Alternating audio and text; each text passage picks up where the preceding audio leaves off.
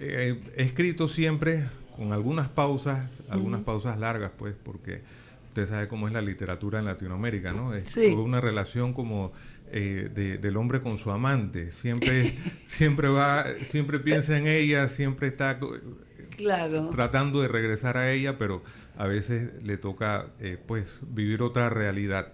Entonces sentí que tenía ese empuje y bueno, develé mis letras porque siempre he escrito, pero para mí.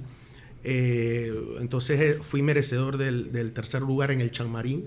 Así conozco a la academia. A la academia. Así conozco el concurso municipal con el Cuentos del Tagargún Yala, un cuento que también relata esa experiencia. Sí. Y para poder comprender hay que leer, y por eso la Academia Panameña de Literatura Infantil y Juvenil promueve la lectura, y aquí ya están nuestros invitados. Sí, a veces yo pienso creo que están todos ya, doctora. Sí, ya estamos todos. Tenemos aquí a Bermúdez, tenemos a Ramiro Ochoa, tenemos a Alex Mariscal.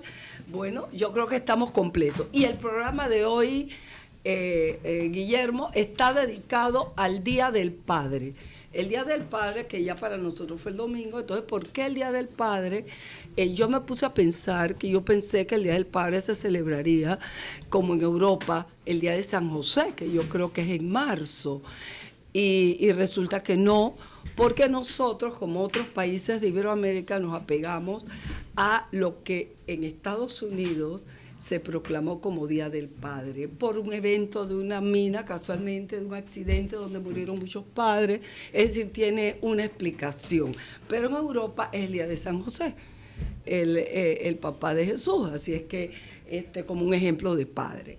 Entonces, y por eso fue el domingo y lo estamos conmemorando hoy en Aventuras Literarias. Y para eso hemos invitado a 3 papás o futuros papás, no sé, por lo menos de Ramiro yo sé que es papá. Ramiro Ochoa, que es parte de la Academia Panameña de Literatura Infantil y Juvenil. Entonces, pero este programa, que es dedicado al Día del Padre, tiene 2 formas de verlo. El papá, los padres, como imagen en la literatura, cómo se presentan los padres en la literatura, porque por lo general la literatura se ve más quizás, o se veía, porque ya el papá está tomando una preponderancia, y estamos hablando de literatura infantil, a la madre. La figura de la madre es una figura de más importancia, por lo menos que se le dé en la literatura. Sin embargo, en el siglo XIX, por ejemplo, ¿qué podemos mencionar en la literatura? Tenemos figuras famosas de padres famosos en la literatura. Por ejemplo, podemos decir el francés, el padre Goriot. Le Père Goriot representa una serie de valores de un padre que se están retomando hoy en día en la literatura infantil, pero de otra manera, con otro estilo. Podemos mencionar, el gran padre abuelo Arcadio Buendía, sí, de 100 años de soledad. Sí. Exacto, y cuando tú lees la vida de García Márquez, cómo evoca él el papel del abuelo, sí, del padre, la importancia que tuvo ese papel para García Márquez. Sí. Tenemos también, por ejemplo, en Los Miserables, sí, el papel de aquel que adopta una niña, Cosette, Jean Valjean, el gran protagonista de Los Miserables, y la protege hasta el final. Oye, tenemos otros padres que sin ser padres biológicos, por ejemplo, Frankenstein, ahí se crea ese monstruo, y Pinocho, Geppetto, que crea el gran muñeco. Y no solo los padres directos, sino la relación entre un abuelo y su nieto. Muy importante. ¿No? Entonces, que resultan ser padres, ¿no? También, ¿no? Exacto. Biológicamente, eso es un tema de generación tras generación, ¿no? Claro, y el rol del abuelo en la recuperación de la tradición oral, por ejemplo. Eso es bien importante. Y la importancia que tiene, y eso lo ven los psicólogos ahora, de la figura del padre para el niño. Ambas figuras son importantes. Y ese análisis lo hacen los psicólogos. Y en estos días escuché a Monseñor decir que el Día del Padre, justamente, que eso de padre-madre, dice, ¿qué es eso de padre-madre? No, hay un padre y una madre. Eso de padre-madre es como exonerar al padre de una responsabilidad. Y entonces aquí se ha tomado ese término como un motivo de orgullo. No lo es. Yo estoy de acuerdo con él. El padre tiene una función y entonces en psicología se dice que el padre tiene la función de hacer que el niño se desprenda un poco de la dependencia de la madre, de aquel el nacimiento que viene del cuerpo de la madre, el amamantar, el apego al calor de la madre, pero llega un momento en que el niño tiene una independencia y el padre tiene que asumir ese rol. Eso es lo que quizás él quería decir, ¿no? Bueno, entonces vamos a ver, hay también relaciones problemáticas entre padre e hijo. Por ejemplo, Kafka, el autor de Metamorfosis, escribe una carta a su padre, donde uno ve ahí que hay una relación de odio, amor, que también puede darse, ¿no? Finalmente somos humanos, pero bueno, lo que estamos celebrando hoy es ese papel. Y por otro lado, tenemos autores aquí, porque uno generalmente habla de literatura, sobre todo en literatura infantil, y ve que la mayoría, en un tiempo, la mayoría de escritores fueron mujeres, porque se asociaba la literatura infantil con lo didáctico, con la maestra. Y muchas veces en las escuelas, en esa época por lo menos, la mayoría de maestras eran mujeres y asumían ese rol como maternal y le escribían, a falta de material, escribían sus poemas y libros para ayudar a los niños en la lectura. Así es que ese fenómeno existió, por lo menos en Panamá, a principios de siglo. Hay excepciones, por supuesto, porque, por ejemplo, las primeras recopilaciones y eso, tenemos a grandes recopiladores, poetas, Ricardo Miró, etcétera, que son varones, por supuesto. Y ahora, en la actualidad, hay una oleada de padres, de hombres escritores, que se salen de su camino, y aquí tenemos un ejemplo con Ramiro Ochoa, y tenemos otros miembros de la academia, Mario Pérez, que también tienen sus trabajos, son empresarios, son profesionales, pero han sacado tiempo porque ven la necesidad de escribir quizás para sus hijos y a través de sus hijos para otros niños. Entonces vamos a analizar ese rol y Bermúdez, vamos a ver quiénes son nuestros invitados. Estoy muy contenta porque tengo el orgullo que fue mi estudiante, Alex Mariscal, siempre interesado en la literatura, que era la materia que yo dictaba. Leyenda del teatro. Leyenda del teatro, yo sé, vamos a ver qué nos cuenta Alex. Entonces, Bermúdez, danos tu información. ¿Qué interés tienes dentro de la literatura? Bueno, mi nombre es Alexander J. Bermúdez, soy escritor igual que Alex y Ramiro. Soy narrador más que todo. En el año 2021 me fue otorgado el premio José María Sánchez. Anteriormente, en la década del 90, obtuvo una mención honorífica en un concurso que organizaba la Universidad de Panamá en aquel entonces, que se llamaba Darío Herrera. Y usted fue jurado de aquel concurso. Imagínate. Sí, usted fue una de las jurados de aquel concurso con Yarbabot. Creo que también Exacto. Ya recuerdo. Ha pasado tiempo. Mucho tiempo. Y entonces, desde ahí, desde mi juventud, escribo. Lo único que compartía esa inquietud literaria también con el periodismo, que es mi profesión. En aquel entonces ya dirigí algunos suplementos acá en Panamá. El suplemento Tragaluz, que en el diario El Universal lo dirigí los primeros 30 números. Anteriormente a eso, el nacimiento de Tragaluz fue dentro de un suplemento, o más bien una separata que se llamaba Ventana al Universo, en el mismo diario. Y bueno, junto con otros escritores allí también, como Manuel Orestes Nieto, que era parte de nuestro equipo editorial. Bueno, también teníamos a otros escritores que eran contemporáneos con nosotros, ¿no? Porque ya Manuel nos lleva algunos años, ¿no? Entonces, Sí. en aquel tiempo yo era un muchachito de 20, 22 años, 24, por ahí más o menos tenía Pero muy yo. buena escuela. Sí, claro que buenísima, sí. con Manuel Oreste Sí. Nieto, imagínate. Manuel Oreste, José Carr, Félix Armando Quirós, también eran parte Tremendos del equipo. Y poetas Juan todos, Gómez, sí. Juan Gómez, el narrador también, Juan Antonio Gómez. Entonces, Sí. bueno, desde allí venía ya mi vocación literaria. He escrito siempre con algunas pausas largas, pues, porque usted sabe cómo es la literatura en Latinoamérica, ¿no? Es Sí. una relación como del hombre con su amante.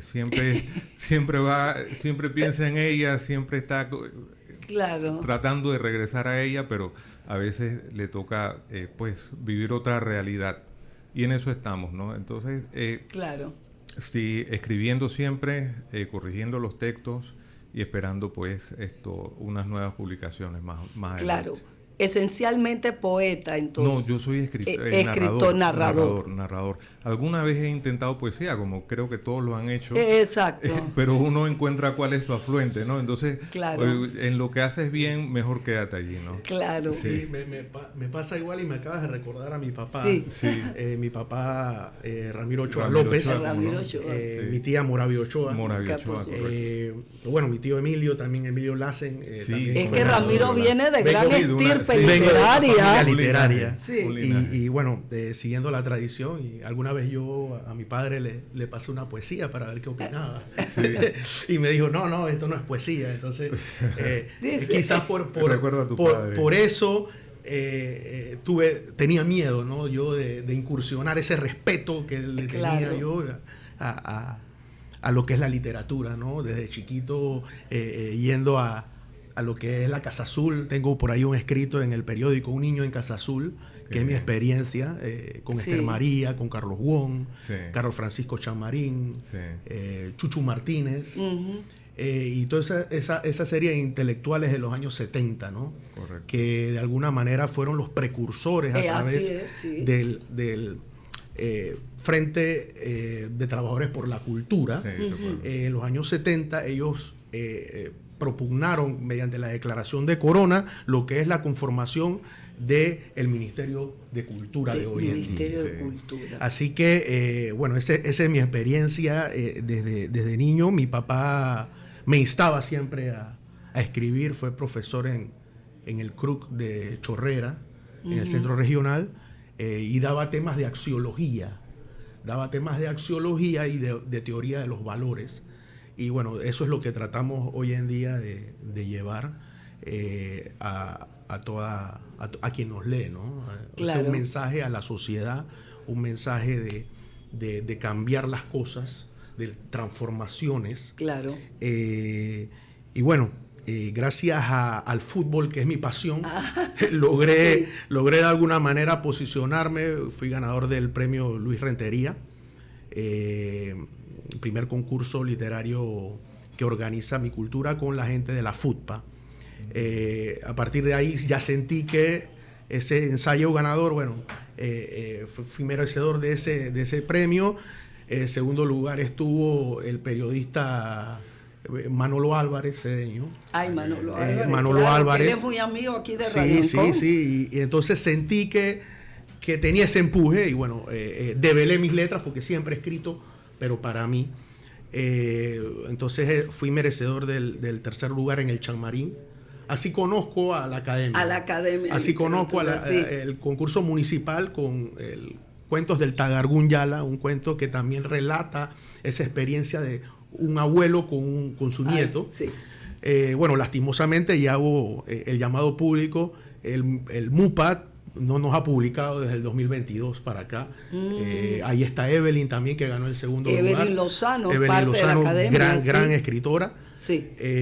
Y bueno, estamos en esa lucha para que se nos reconozca esa publicación, ¿no? Aquí en Panamá es muy complicado el tema de Muy publicar. complicado, correcto. exacto. Es muy caro. Muchos escritores ven los concursos para efecto de que su obra pueda llegar a múltiples lugares, ¿no? Entonces nosotros tenemos que aprovechar esos espacios. Claro, y qué bueno que Ramiro toca un tema en el rojo del... Un rojo en el Rommel. Un rojo en el Rommel, de fútbol. Correcto. Y es algo que le interesa a los jóvenes, el fútbol, que joven nos interesa en el fútbol. Entonces es un tema que ha llevado a la literatura, que es fantástico para lo que es la literatura juvenil. Lo mismo hizo Mario Pérez con la Copa Fantasma, que también es parte de la academia. ¿Y cuál fue el interés de él? Dice, yo veía que mis hijos, porque están en una escuela bilingüe, leían solo libros en inglés de autores que escriben en inglés, y yo quería que mis hijos leyeran en español. Eso es una motivación de un padre hacia sus hijos, ¿no?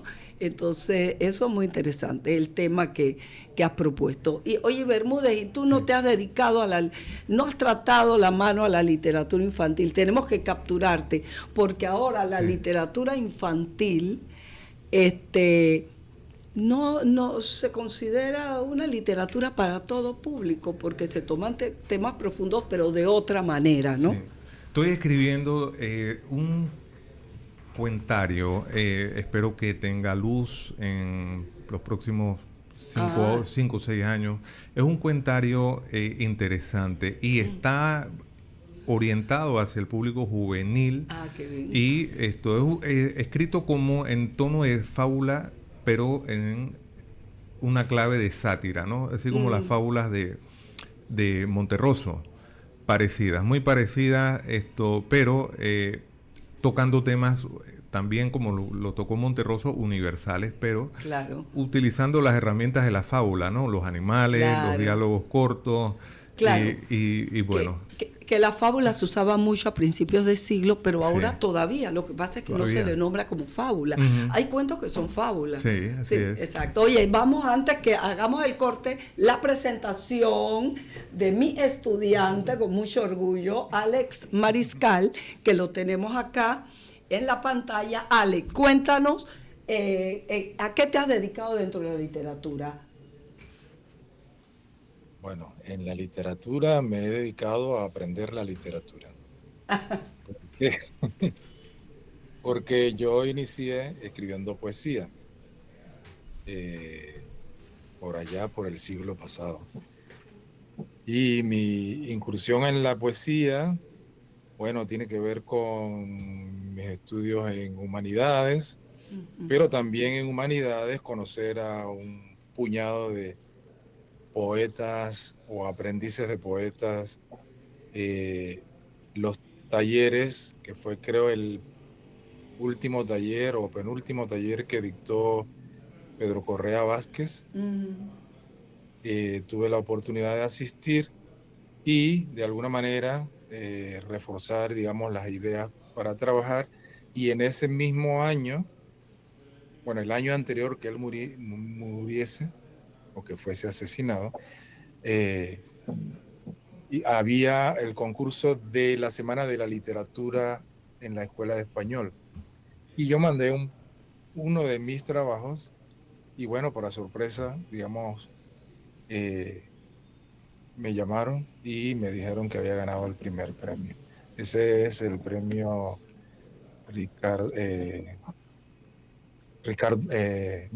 Demetrio Corsi. Se llamaba así. Entonces, bueno, eso me hizo, me dio como un impulso para seguir trabajando, digamos, poesía. He publicado algunos libros de poesía. Posteriormente gané también el Esther María Oces en el IPEL. Y en primer lugar y en tercer lugar después en el Demetrio Herrera Sevillano, que organizaba en ese tiempo era la DEXA, Departamento de Expresiones Artísticas, que ahora es Dirección de Cultura. Menciones de honor 3 veces, no gané el premio, pero me mencionaban. Así que eso hizo, digamos, mi primera etapa como poesía, pero a la par comencé a escribir cuentos. En el 2007 gané el José María Sánchez. También gané mejor cuento un concurso que se hacía, ya no se hace en Chiriquí, Miguel Ángel Candanedo. Y gané también en cuento en el IPEL, tercer lugar. Sí. Ese no ganó el primer premio. Pero, y en el 2015 el Ricardo Miró. Así que he estado como explorando los diferentes géneros. Y la dramaturgia, por supuesto, en los últimos años, por relación a mis estudios formales en teatro y mi relación con el Departamento de Teatro de la Universidad de Panamá, donde soy profesor y llevé por 15 años la compañía universitaria de teatro. Entonces me relacioné más con la dramaturgia. De alguna manera alterno a escribir todavía los otros géneros, el cuento un poco menos, pero siempre anoto poesía. Sí. Escribí una novela también que se publicó hace un par de años, así que he explorado los 4 géneros. He ampliado más, digamos, mi práctica y conocimiento, digamos, en la dramaturgia. Claro. Oye, Alex, estoy viendo que tú eres un artista, un escritor, un intelectual múltiple, porque yo te conocí y te di clases en el departamento de inglés. Entonces no sabía que tú andabas por otros departamentos también, el departamento de español, de teatro. Fantástico, pero eso da una visión general y aporta temas importantes, ¿no? Y que te hace un mejor escritor. Oye, vamos a hacer un corte y regresamos para conocer ya a profundidad las obras de estos 3 escritores. Estamos abordando un tema muy interesante porque aquí vemos escritores que han vivido o han heredado, eso es lo que nos preguntábamos, si es una herencia genética o algo que se aprende. Los psicólogos y los científicos todavía no nos aclaran si talentos como, o por lo menos yo desconozco, talentos como el escribir, el ser artista, el concepto de los colores, la estética, es hereditaria. Y entonces yo le hago la pregunta a estos 2 escritores aquí, a los 3, y aquí vemos un ejemplo. Bermúdez, cuéntanos lo tuyo y Ramiro, porque Ramiro también viene de una familia de escritores. Sí, claro. Bueno, en mi experiencia siempre he notado que si uno observa a través de la perspectiva del tiempo, digamos, por lo menos Pablo Picasso era hijo de un gran pintor. Quizás no tan conocido como lo fue, porque obviamente la sombra de Picasso es universal, pero siempre hay una relación genética entre el padre y el hijo. Entonces somos a la vez una cadena, porque puede haber sido alguno de nuestros abuelos que tuvo una vena artística, que a lo mejor la desarrolló más que uno. El caso de Ricardo Miró es notorio. Ricardo Miró es padre de Rodrigo Miró, como también de Ramón H. Jurado.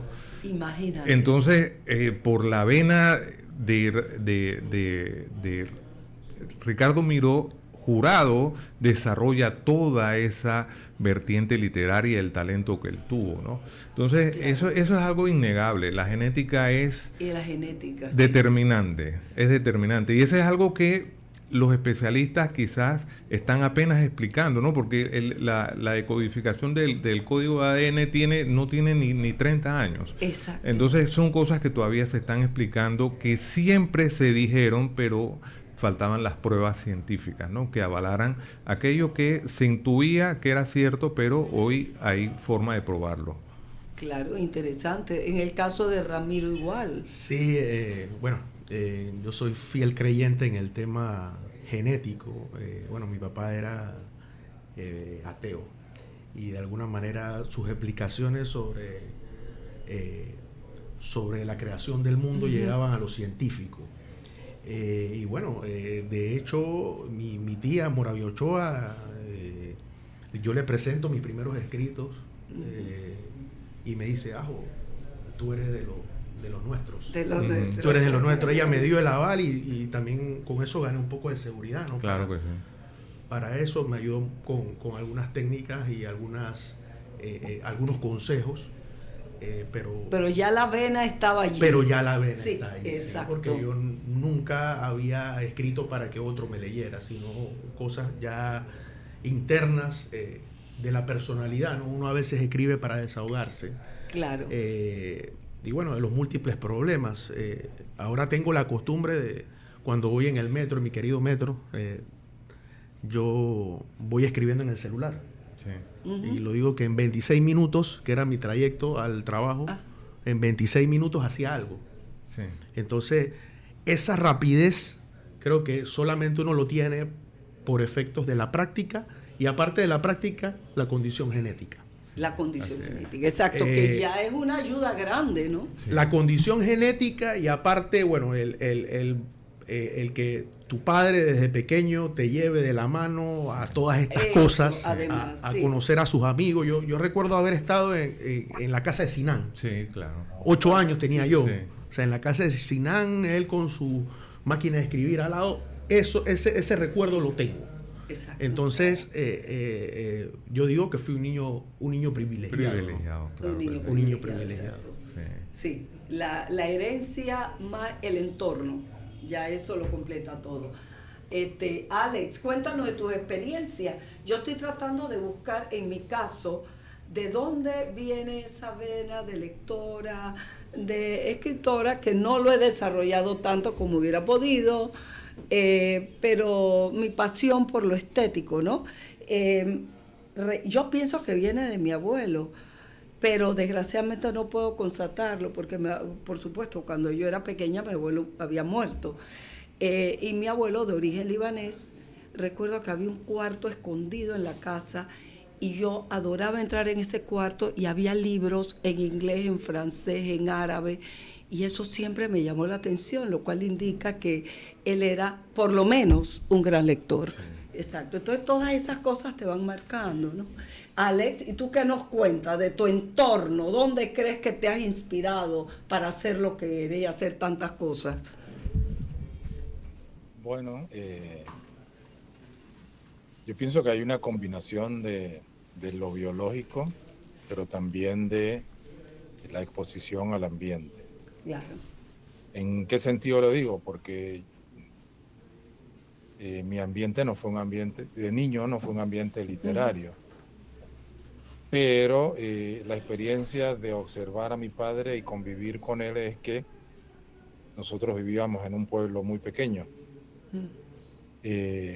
aislado generalmente de la ciudad y de la serie de servicios que tendrían otras personas. Él era un agrosotecnista pragmático, es decir, un pequeño agricultor ganadero, muy pequeño, pero él tenía que resolver todos los problemas que enfrentaba la agricultura que él hacía y la zootecnia que él hacía, observando. Observación.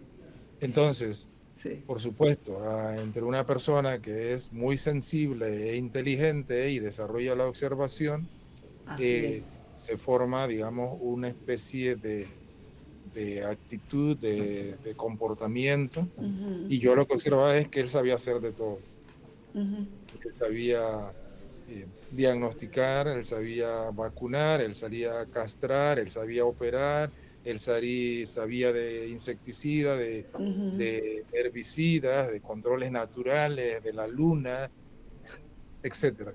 Todo lo que pragmáticamente una persona desarrolla para tener éxito, digamos, en su producción. Pero también era un músico empírico. Él tocaba la guitarra y era un trovador. Él cantaba décima. Y varias veces lo escuché en las patronales que hacían en el pueblo, cantando junto a los demás trovadores que iban a las festividades. Y cuando había alguna reunión familiar, igual él sacaba su guitarra y cantaba. Ahí está. Mira cómo vamos descubriendo de dónde viene esa inspiración de los escritores. El caso, Alex, de Carlos Francisco Champmarín, que yo siempre opino que el niño que que nace en un entorno rural, en la naturaleza, tiene una gran ventaja. Ese valor estético. Claro, estético y la capacidad de observación. Yo siempre admiro en los grupos indígenas que han desarrollado el arte, cómo saben ellos, y no han ido a ninguna escuela de arte ni nada, y cómo pueden imaginar, hacer combinaciones de colores que uno ve en las molas, por ejemplo. Oye, eso es arte. Turpana o los Wagdi. O los Wagdi, por ejemplo. No fue a ninguna escuela de arte, pero la observación, es un gran retratista. Es decir, el vivir en el campo ya tiene ventaja. Y como el padre de Alex, el canto. Y imagínate que conversando sobre Jean Marín, dicen las hijas que él, desde que estaba en el vientre de la madre, escuchaba a la madre en las cantaderas y cantando décimas. Así es que, imagínate, ya eso venía en los genes, aunque Jean Marín decía que no es la herencia, sino es el trabajo del escritor. Pero yo pienso que hay las dos cosas. Así es. Las dos cosas, es importante. Siempre hay una ventaja cuando se tiene... Alex sigue contando. Ahí lo que conforma, digamos, tu cuerpo sujeto pensante, que es lo que traes como material base.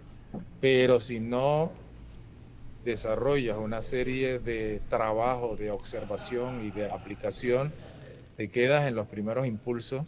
Claro. Porque la sensibilidad la vas a tener, Claro. La inteligencia la vas a tener, pero entre un primer verso o un primer libro a un libro que sostenga, eso lo leía también en estos días, hay un escritor que decía, lo más fácil es escribir novela porque todo el mundo escribe una novela, pero escribir novela por 30 años y vivir de escribir novela es lo más difícil del mundo.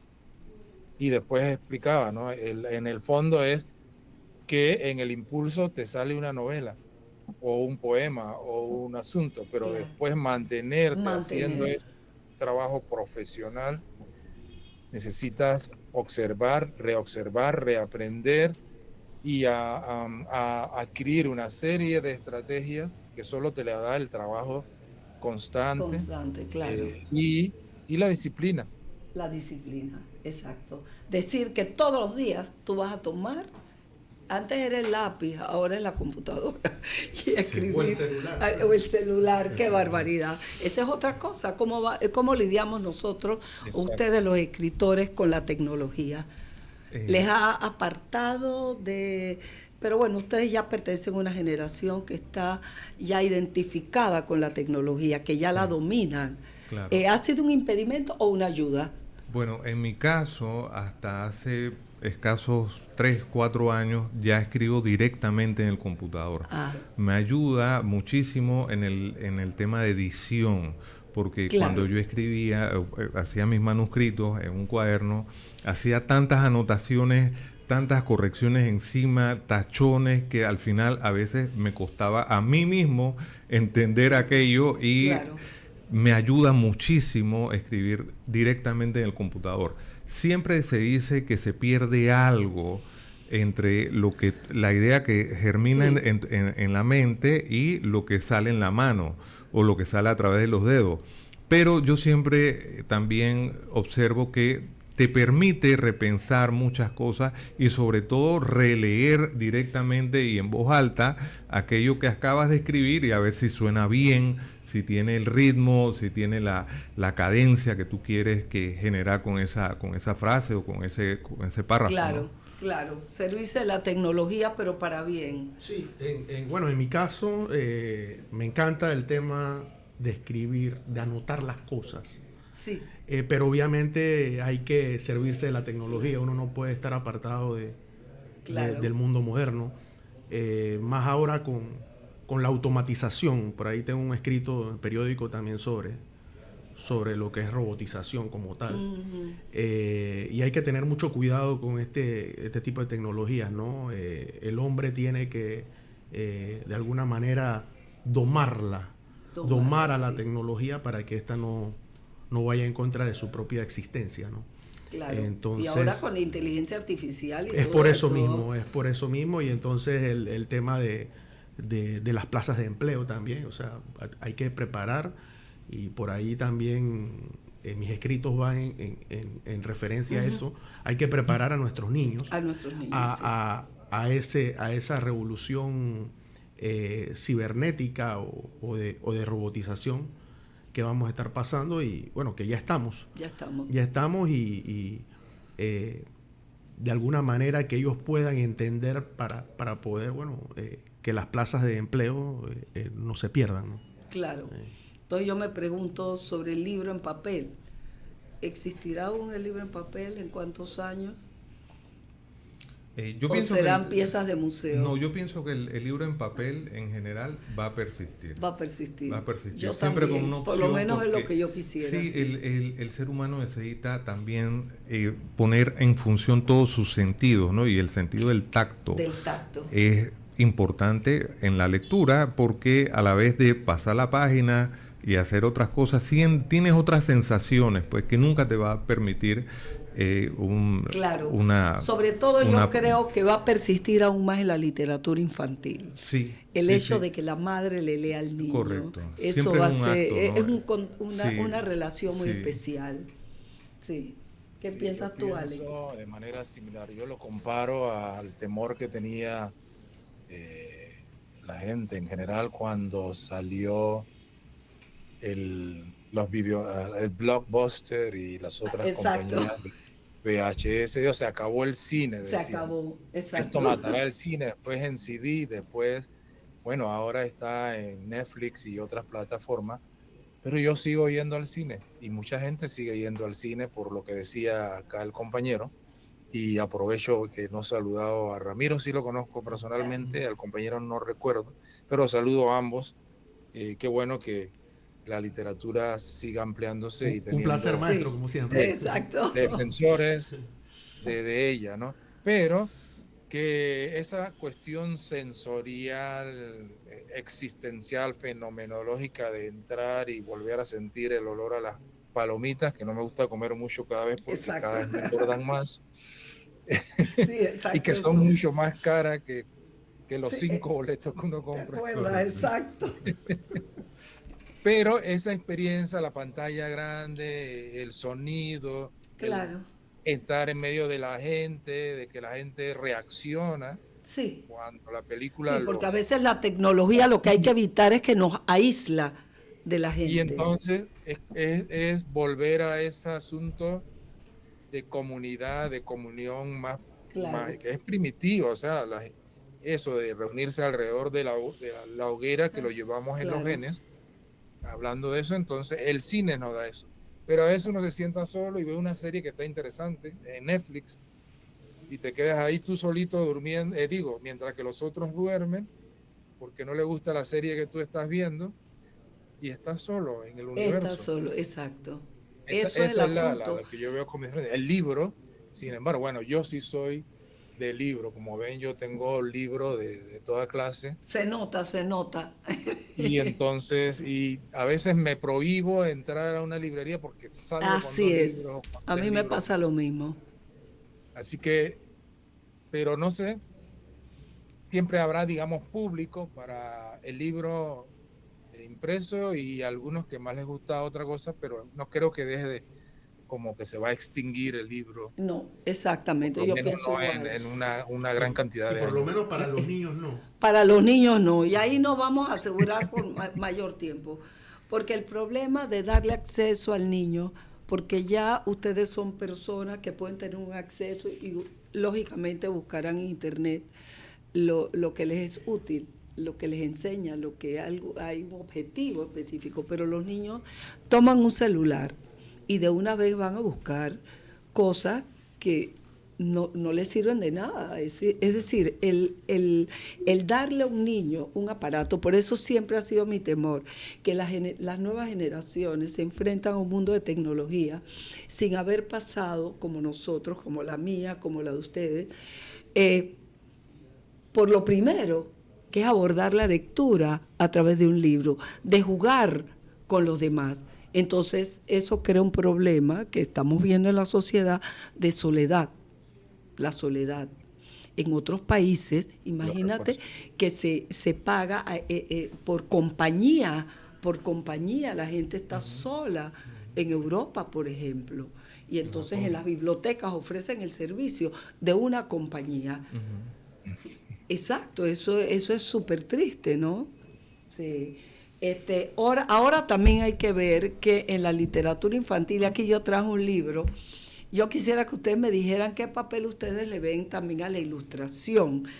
Por ejemplo, hablando del tema de los papás, este es un autor que es autor Anthony Brown, es autor norteamericano, es autor y ilustrador, es un artista. Entonces, el libro álbum como este es un libro que tiene muchas imágenes y cómo disfrutar de algo así, de pasar las páginas. Por eso este tipo de libros no va a morir para los niños. Sí, una belleza de ilustraciones con poco texto, y entonces las ilustraciones casi uno lo puede, no necesariamente tiene que leerlos, tú vas leyendo por las imágenes. Sí, esto para los niños más pequeños es lindo. Y este libro que se llama Gorila, él usa mucho la imagen de los monos y los gorilas, ¿no? Se trata de un papá que, como lo vemos aquí, la niña llega de espalda y el papá está trabajando en su escritorio. La niña le llama la atención, el papá no hace caso. Aquí la niña en un rincón frente al televisor, porque como el papá no le hace caso y está ocupado, ella se sienta en el televisor. Está solita y va a dormir, pues, y le aparece un gran gorila. Y el gorila asume el rol del papá. Todo esto es en su imaginación. ¿Y qué hace con el gorila? Aquí tenemos con el gorila, la lleva, porque ella sueña, entonces uno debe suponer que está soñando. Sí. La lleva de paseo, sí. la lleva donde sus amigos, otros gorilas. Es decir, y aquí están las imágenes impactantes, y aquí está el super papá. Y ahí yo quiero a Ramiro que me hable de tu super papá. Bueno, muy parecido. El gorila es el papá. Exactamente. Bueno, en la antología de la Academia Panameña de Literatura Infantil, la PLIC, del año pasado, que presentamos en la Feria del Libro, Cuentos y más cuentos. Por cierto, todos los años presentamos una antología. Ahora vamos para la sexta. Así es. Tengo un pequeño homenaje a mi papá, mi superhéroe, debidamente ilustrado por una artista que es mi sobrina, o sea que es otra cosa. Otro talento. Otro talento, ella está estudiando cine. Oh, qué bien. Cine. Entonces, como mi papá como corresponsal de prensa, aparte de ser profesor, fue corresponsal. Yo iba cerca aquí al edificio de Solendec, aquí donde estamos en Radio Ángel, iba cerca en Banco Delta. Donde es Banco Delta, ahora Banco de Boston, ahí tenía su oficina y escribía en Telex. Sí, en el Telex. Entonces los niños ahora no conocen el Telex, por ejemplo. Entonces ahí es una conversación entre mi hijo y yo, que mi papá murió cuando mi hijo estaba muy pequeño. Así que yo con esto trato de que él sepa cuáles eran las ideas de su abuelo en una conversación, ¿no? Y bueno, creo que es lo que ahora él está viendo. Mi hijo está viendo que yo estoy escribiendo. Y así como yo tengo un recorte de periódico aquí, cuando mi papá ganó el Miró en 1988, este mismo recorte de periódico lo pusieron en mi escuela. Ahora es parecido. Allá en la escuela de mi hijo pusieron de que había ganado yo un premio. Entonces la historia se repite en espiral, ¿no? Sí, y lo más seguro es que también va a escribir. Ojalá, quiere ser actor. Bueno, pues, pero está relacionado. Sí. Oye, pero qué interesante. Entonces, la verdad que te felicito porque es una manera de conservar la tradición, de alimentar la imaginación, el conocimiento de los niños, de hablarles de sus antepasados, porque eso de conciencia de la identidad es muy importante. Es como nosotros los panameños, los latinoamericanos, tenemos que tener conciencia de quiénes somos. No podemos negar nuestros orígenes, adoptando, podemos aprovechar lo que nos ofrecen otras culturas, pero la nuestra es la nuestra y es donde podemos sacar mejor provecho, ¿no? Sin negarnos a nosotros mismos. Eso es realmente lo que aporta la literatura, el mejor conocimiento de uno mismo. Sí, algo bueno, yo creo que ha llegado la hora, una despedida y un mensaje de estos padres escritores o hombres escritores. Sí, bueno, ante todo mi agradecimiento por el espacio, por la entrevista, por la compañía que nos han hecho los colegas Alex y Ochoa, que ha sido una mañana muy entretenida. Espero que la haya sido también entretenida para la audiencia, ¿no? Ay, gracias Bermúdez. Sí. Bueno, y te instamos a que entres a la academia y nos mandes algunos de tus cuentos juveniles. Correcto, así será. Ochoa. De eso se trata, ¿no? De eso se trata. Yo pienso que tenemos que tener un mensaje para la sociedad, para este mundo que está tan agitado por guerras. Y creo que la responsabilidad que tenemos nosotros es muy importante. Darle ese sentido, ¿no? El sentido de paz a través de la escritura. Y bueno, gracias por este espacio y por compartir con grandes talentos, gran maestro como Alex. Y aquí se han escuchado nombres de mentores que todos los panameños tenemos que conocer. Así es. Orestes Nieto, Chuchu Martínez, es decir, Carr, tantos nombres, ¿no? Que a veces los jóvenes no conocen. Alex.